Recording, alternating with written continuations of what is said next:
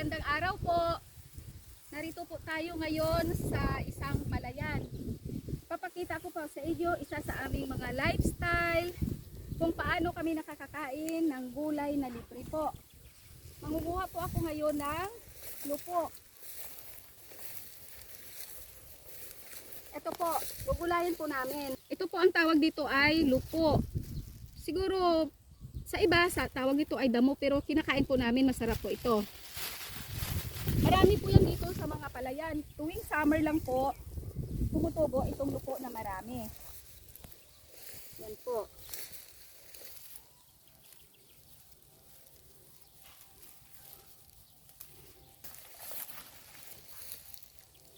Pwede po itong ilahok sa isda, pwede rin po sa munggo, pwede din po sa langka, pwede din po hipon, pwede din po baboy, pwede din po sa manok.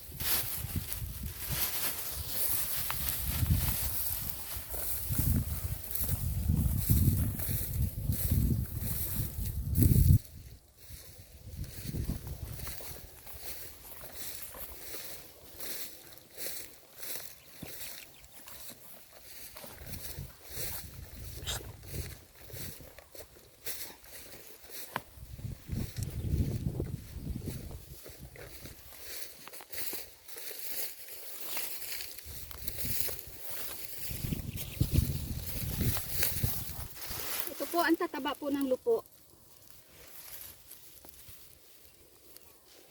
Halos lahat po ng tao dito sa amin marunong kumain ng ganitong klaseng gulay.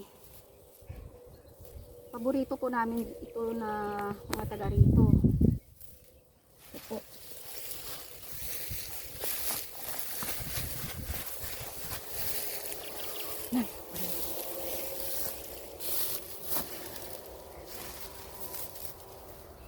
Batang-bata pa yung lupo. Maganda po yung suloy. Ito po, ang ganda po.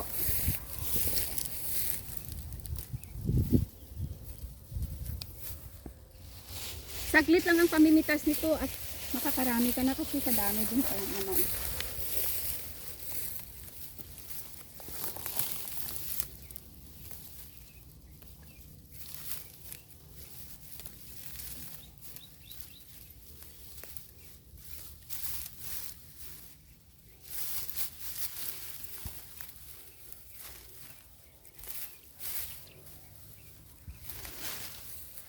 Ito siya.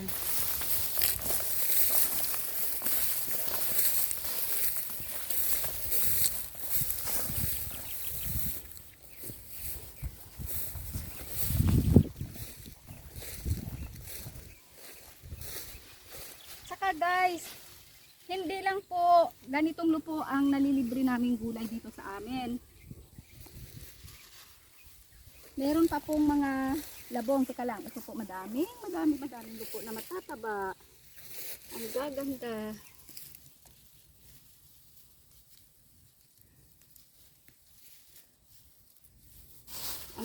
Ang ganda talaga.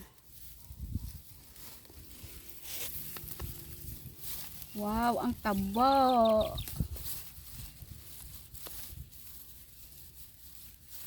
Healthy talaga ang lupo.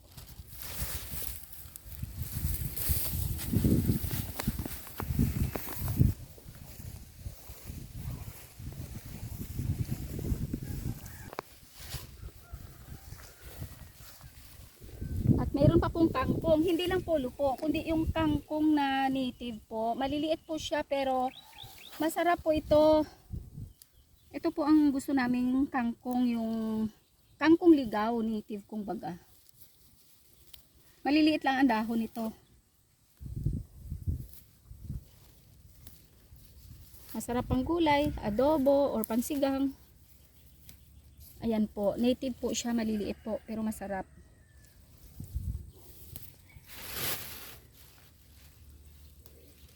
Ay, ang ganda, dami.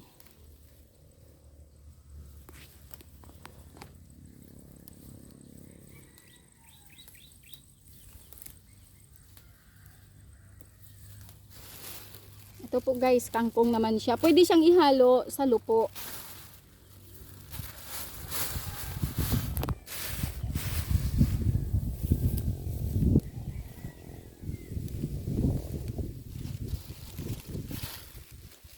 Ayan po, ang dami na po ha ng kangkong at saka lupo. Pinagsama na lang po. Pwede naman ganun halo-halo lang. Ayan.